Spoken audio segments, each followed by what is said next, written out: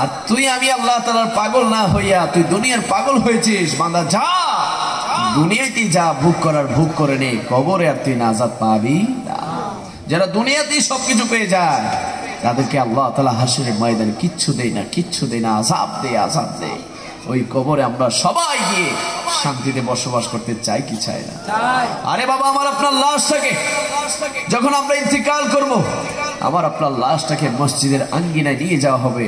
মসজিদের আঙ্গিনায় জানাজার নামাজ শেষে আপনি চিৎকার দিবেন, আমি চিৎকার দিব, ওরে ভাই, ওরে বন্ধু, কোথায় নিয়ে যাচ্ছ? আমার না এত দামি বিল্ডিং আছে, আমার না এত দামি ঘর আছে, আমার না রূপবতী সুন্দরী স্ত্রী আছে, আমার না সন্তান আছে, আমার না এত কিছু আছে। এত কিছু থাকার পরেও, এত ক্ষমতা থাকার পরেও, এত ব্যাংকে লক্ষ কোটি টাকা থাকার পরেও তোমরা আমাকে কোথায় নিয়ে যাচ্ছ, কোথায় নিয়ে যাচ্ছ? আপনি চিৎকার দিবেন। আমি এনায়েতুল্লাহ খান কাদেরী চিৎকার দিব, কিন্তু খোদার কসম করে বলছি ওই চিৎকার দুনিয়ার কোনো মানুষ শুনবে? আমার আপনার লাশটাকে মনোযোগ আছে বাবা? রাত কয়টা বাজে এখন?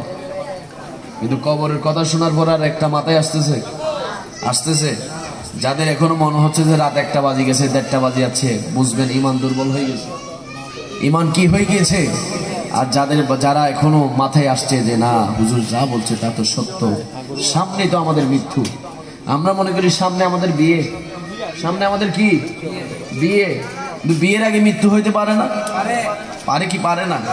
মনে করি সামনে আমি বিদেশে যাব, ভিসা তো লাগাচ্ছি ওমানের, দুবাই, সৌদি আরবের, মালয়েশিয়া, অনেকে আবার ইতালি যাওয়ার জন্য পাগল পারা হয়ে থাকে যে ইতালি যাইতে পারলে ভালো টাকা আছে, ইতালির ভিসার জন্য প্রসেসিং করছে। আর আল্লাহ বলছে তোর মৃত্যুর প্রসেসিং শুরু হয়ে গিয়েছে, ঠিক কি না?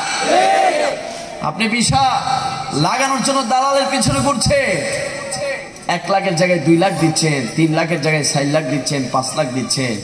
একটু বিদেশে পৌঁছিয়ে দাও, একটু বিদেশে গিয়ে টাকা কামাইতে হবে, বিদেশে একটু সুখ শান্তি, একটু বুক বিলাসী করতে হবে। আল্লাহ বলে বান্দা বিদেশে যাওয়ার প্রোগ্রাম করছিস, আমি আল্লাহ তাআলা আজরাইলকে পাঠিয়ে মৃত্যুর প্রোগ্রাম করছি, ঠিক কিনা বাবা?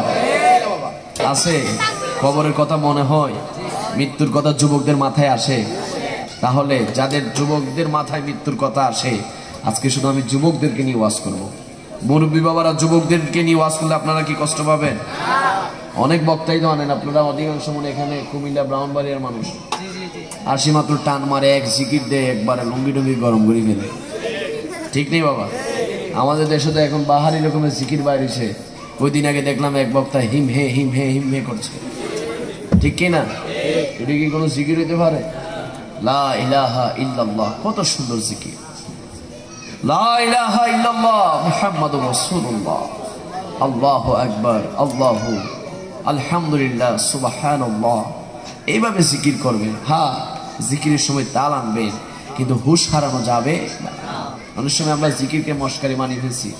এটা শুধু আমাদের দেশে, এটা কার দেশে?